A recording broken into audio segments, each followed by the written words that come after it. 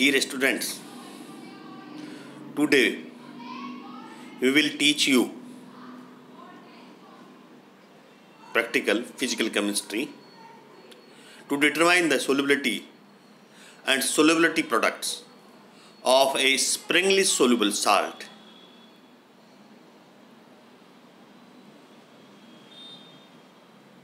It may be electrolytes by conductometrically.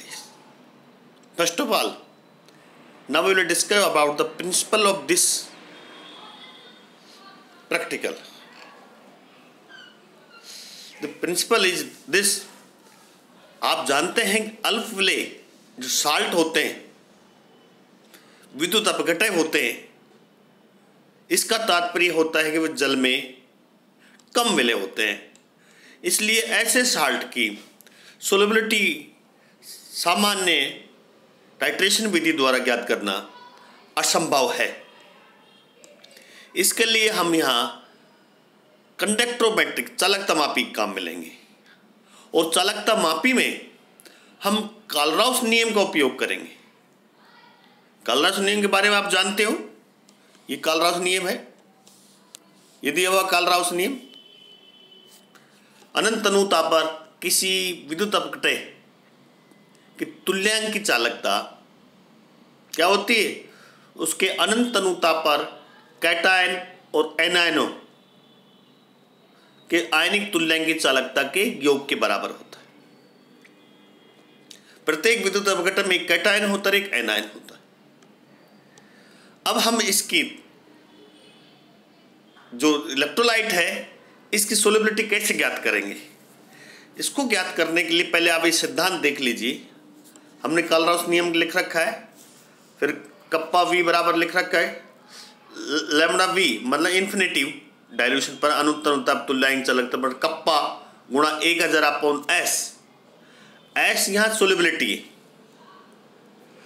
S solubility यदि हम इसका समाधान करेंगे तो जो किसी तनुता विशेष पर तुल्यांक की चालकता, क्योंकि पदार्थ अल्प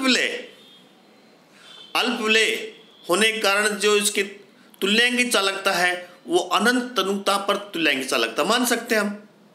इसलिए हमने इसके बराबर ये किया है। तो अनंत तनुता पर तुल्यांक चालकता बराबर कप्पा गुणा 1000 अपॉन एस।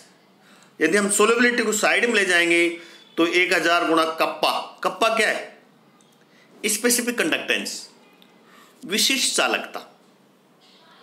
ठीक है, हम विशिष्ट चालकता ज्ञात कर लेंगे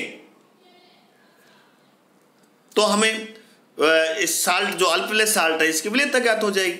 क्योंकि लैम्बडा अनंत है, वो किसके बराबर होता है? धनायन की तुल्यांक की चालकता और ऋणायन की तुल्यांक की चालकता। यहां हम उदाहरण ले रहे हैं लेड सल्फेट PbSO4 जो अल्प विलेय विद्युत अपघटय अल्प विलेय साल्ट है। हम Pb आयन की तुल्यांक की अनंत चालकता ज्ञात करते हैं। जो हमारे पास जो बुक्स के पीछे स्टैंडर्ड मान दिया हुआ है कॉपर +2 की और सल्फेट की, इन दोनों के मान ये जो दिए हुए हैं इनको हम दे रखा है। ये 72.5 है और सल्फेट आयन की 79.8 है। इन दोनों को जोड़ेंगे तो क्या आ जाएगी? 152.3 ग्राम तुल्यांक प्रति लीटर। अब हमें कप्पा ज्ञात करना, विशिष्ट चालकता। इसको ज्ञात करने के लिए क्या करेंगे हम बच्चों? हम जो साल्ट लेड सल्फेट दिया हुआ है उसको कंडक्टिव वाटर में डिजोल्व कर लेंगे, चालकता मापी जल में कर लेंगे और खूब डिजोल्व करेंगे इसको। जो जितना घुलना होगा वो घुल जाता है और ऊपर निथार कर ऊपर की चीज जो इम्प्योरिटी उसको फेंक देते हैं। पुनः उस समय कंडक्टिव वाटर डालकर उसको घोलते हैं। यदि नहीं घुलता तो थोड़ा सा भी गर्म कर सकते हैं आप। 25 डिग्री सेंटीग्रेड कर इस पर गर्म करेंगे। जितना ये लेड सल्फेट कंडक्टिव वाटर में घुलेगा उतना घुल जाएगा, शेष नीचे डिपॉजिट हो जाएगा। आप समझ रहे हो? इस तरह कीजिए, एक बीकर लीजिए, बीकर में कंडक्टिव वाटर लीजिए और उसमें लेड सल्फेट का सैचुरेटेड सॉल्यूशन बना दीजिए। जितना घुलेगा उतना घुल जाएगा, शेष नीचे बैठ जाएगा। ऊपर से निथार कर इसको हम एक दूसरे बीकर में लेते हैं और चालकता मापी की सहायता से उसकी हम चालकता ज्ञात करते हैं। जो चालकता आएगी वो कप्पा एस होगी। कप्पा एस मतलब साल्ट की विशिष्ट चालकता। ऐसा हम प्रयोग 3 बार दोहराते हैं। क्या दोहराते हैं हम? ऐसा प्रयोग 3 बार दोहराते हैं। अब देखिए, ये हमने लिख रखा है 5 ग्राम लेड सल्फेट को पीस कर उसके चालकता जल में घोल कर संतृप्त विलयन बना लेते हैं। जब ठोस पदार्थ बीक करके पेंदे में बैठ जाता है तो उसे निथार लेते हैं, वह ऊपर के अशुद्धियों को फेंक देते हैं। ये हम बता चुके हैं आपको। इस ठोस के साथ इस प्रक्रिया को 2-3 बार दोहराते हैं। अब इसमें पुनः कंडक्टिविटी वाटर मिलाते हैं और करीब 5 मिनट तक विडोलित करते हैं। तक कक्ष ताप पर, कक्ष ताप का मतलब ये 25 डिग्री सेंटीग्रेड के आसपास उष्मा तापी में रख देते हैं। ठोस पदार्थ के नीचे बैठ जाने पर ऊपर का जो द्रव है लेड सल्फेट का संतृप्त विलयन होता है, उसे एक बीकर में ले लेते हैं।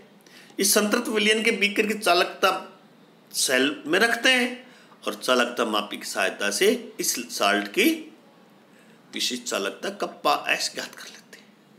क्लियर? अब इस प्रक्रिया को हम 2-3 बार दोहराते हैं, अर्थात 2-3 बार परीक्षण लेते हैं और प्रत्येक परीक्षण को नोट कर लेते हैं। जैसा ये दे रखा है हमने इसमें टेबल में, इस टेबल में हम दे रखा है, ये दे रखा है, देखो 3 बार कर रखा है, इसका औसत निकाल दिया। ऐसे ही जल का ज्ञात कर लेंगे। जो कंडक्टिव वाटर जिसमें आपने साल्ट घोला है, उस प्योर कंडक्टिव वाटर की स्पेसिफिक कंटेंट ज्ञात कर लेते हैं। ये तो कप्पा एस हो गया, ये कप्पा H2 हो गया। अब साल्ट की वास्तव में विशिष्ट चालकता कितनी होगी?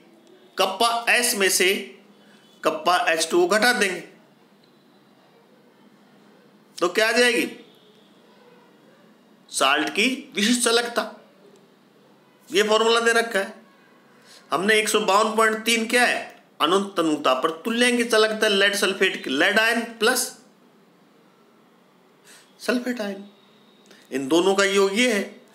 कप्पा एस हमने ये ज्ञात कर रखा है, कप्पा H2 हमने ये ज्ञात कर रखा है, ये माइनस किया।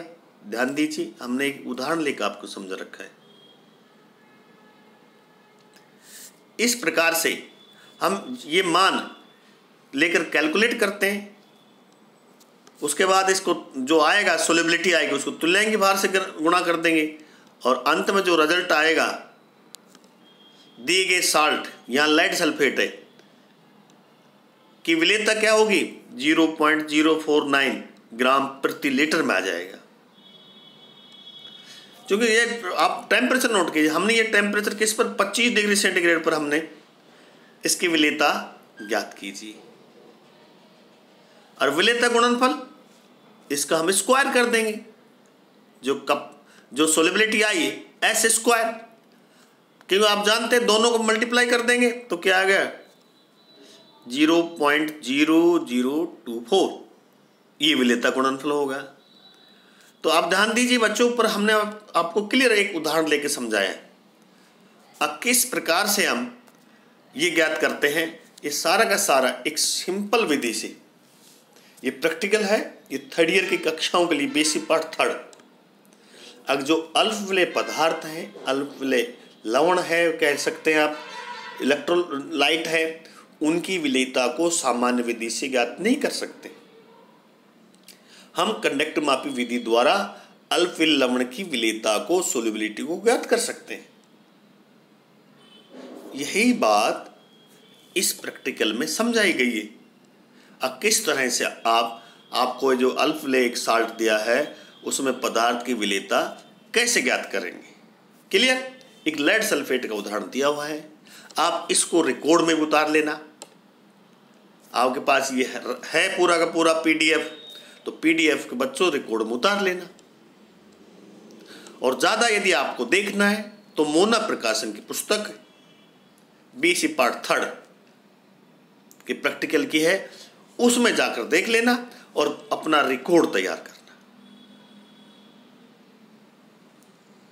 आपको कोई भी समस्या हो तो आप मेरे YouTube channel studyship with Ramanand Yadav पर जाकर शेयर कर सकते हैं, लाइक कर सकते हैं और सब्सक्राइब को जरूर करना है आपको। तो स्टूडेंट, जो भी कोई समस्या हो तो हमें आप बताएं। इस प्रकार से ये एक प्रैक्टिकल आप आसानी से कर सकते हो। तो ये था आज का प्रैक्टिकल।